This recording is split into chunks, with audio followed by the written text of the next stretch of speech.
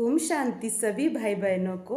आज के मीठे बाबा के कुछ मुख्य महावाक्य थे मुरली के, जो मैं आप सभी से साझा करूंगी। बाबा ने कहा है, बाबा को ज्ञानी तू आत्माएं ही बहुत पसंद है, इसलिए बाप समान ज्ञान का सागर मास्टर सागर बनना है। फिर बाबा ने कहा है कि यह कल्याणकारी युग में आकर ही बाबा तुम्हें यह बताते हैं कि यह 5000 वर्ष का सफ़र अब पूरा हुआ, अब ये अंतिम समय है, अब घर जाने के लिए मैं तुम्हें लेने आया हूँ। बाबा कह रहे हैं कि तुम घर गृहस्थ में भल रहो, मगर तुम पवित्र बन के रहो। बाबा ने कहा है, वानप्रस्थ अवस्था है यह तुम्हारी, तो तुम्हें पवित्र रहना ही है। घर गृहस्थ में रहकर तुम्हें अपने जीवन को कमल पुष्प की तरह पवित्र बनानी है। तो इस अंतिम जन्म में घर जाने की तैयारी करने के लिए मुझ बाप की याद में रहो।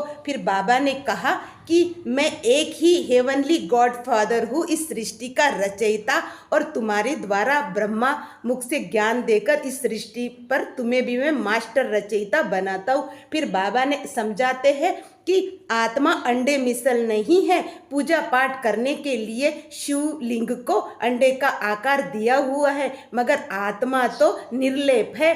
आत्मा का कभी विनाश नहीं होता। आत्मा जब शरीर से अलग होती है तो उसको अपने नेचुरल भाषा में भूत भी कहा जाता है, मगर जब सूक्ष्म वतन में आत्मा अव्यक्त रूप में रहती है तो वो लाइट के शरीर में रहती है। बाबा कहती है, आत्माएं दो प्रकार की होती है, एक अच्छी और एक बुरी। जिसके संस्कार जैसे होते हैं वैसी उसकी भी उसके संस्कार होते। अगर वो किसी के शरीर का आधार ले, वह शरीर में जाके अच्छा व बुरा कर्म करती। फिर बाबा कहते हैं कि आत्मा ही अनेकों जन्म लेती है। बाबा कहते हैं, यह सारा ज्ञान समझाने के लिए मैं ही तुम्हारे पास आता हूँ, मैं ही तुम्हें मुक्ति व जीवन मुक्ति का रास्ता बताता हूँ। बाबा कहते हैं, भारतवासी ही सूर्यवंशी, चंद्रवंशी, वैश्यवंशी और अभी शूद्रवंशी बने हैं।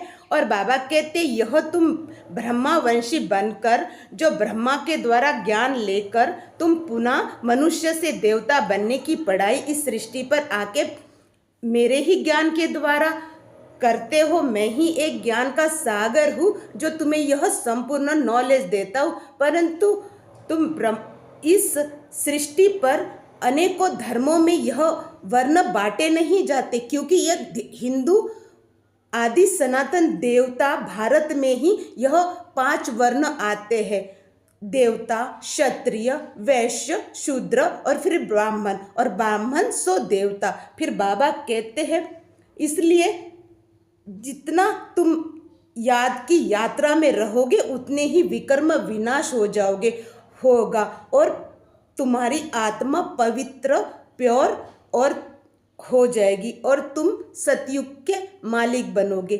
महालक्ष्मी क्यों कहा जाता है? क्योंकि सतयुग में सभी महान कार्य होते हैं, इसलिए वहाँ श्री लक्ष्मी, श्री नारायण कहा जाता है, देवता सब कहा जाता है। परंतु यहाँ इसलिए अंतिम जन्म है तो सभी बाप की याद से आत्मा को सतो प्रदान बनाना है।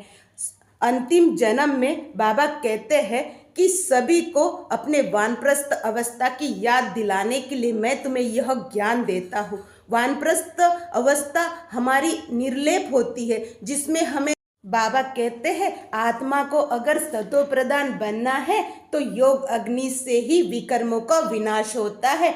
अभी तुम्हारे वानप्रस्थ अवस्था में जैसे संपूर्ण सतो प्रधान बनना है, इस कल्याणकारी युग में बाप समान सुख करता दुख हरता बन सभी के दुखों को हरने का कार्य बाप तुम्हें देते हैं।